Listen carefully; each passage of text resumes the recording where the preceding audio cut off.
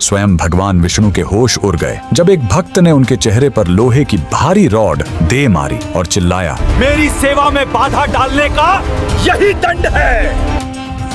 जी हाँ, भक्त ने भगवान को सजा दी और उस चोट का निशान आज हजारों साल बाद भी भगवान की मूर्ति पर मौजूद है। बात 11वीं सदी की है। रामानुजाचार्य के एक शिष्य थे अनंतलवार। उन्हें तिरुपति के पहाड़ों पर भगवान के लिए फूलों का एक बगीचा बनाने का काम मिला। अनंतलवार अपनी भक्ति में इतने जिद्दी थे कि उन्होंने तय किया, इस सेवा में मैं किसी की मदद नहीं लूंगा। वो अपनी गर्भवती पत्नी के साथ खुद मिट्टी खोदते, पत्थर उठाते। उन्हें लगता था अगर किसी और ने मदद की तो मेरी भक्ति कम हो जाएगी। एक दिन जब वो पसीने से लथपथ काम कर रहे थे, वहाँ एक छोटा सा बालक आया। वह बच्चा बार बार उनकी टोकरी उठाने की कोशिश करने लगा। अनंतलवार ने उसे डांटा, दूर हटो, मुझे मेरी सेवा करने दो। लेकिन वो बच्चा माना नहीं। वो बार बार बीच में आता, कभी रास्ता रोकता, कभी मिट्टी गिरा देता। अनंतलवार को लगा ये बच्चा उनकी तपस्या भंग करने आया है। धूप तेज थी, थकान चरम पर थी और गुस्सा 7वें आसमान पर। जब उस बच्चे ने फिर से टोकरी को हाथ लगाया तो अनंतलवार का सब्र टूट गया।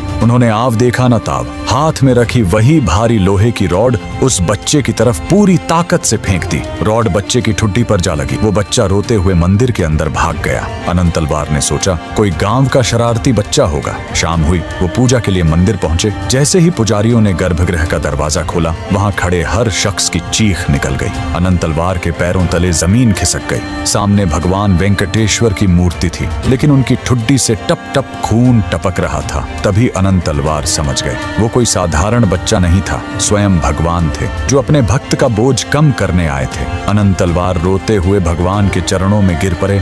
प्रभु, मुझसे घोर पाप हो गया, मुझे सजा दीजिए। तभी मूर्ति से एक आवाज आई, अनंत, रो मत।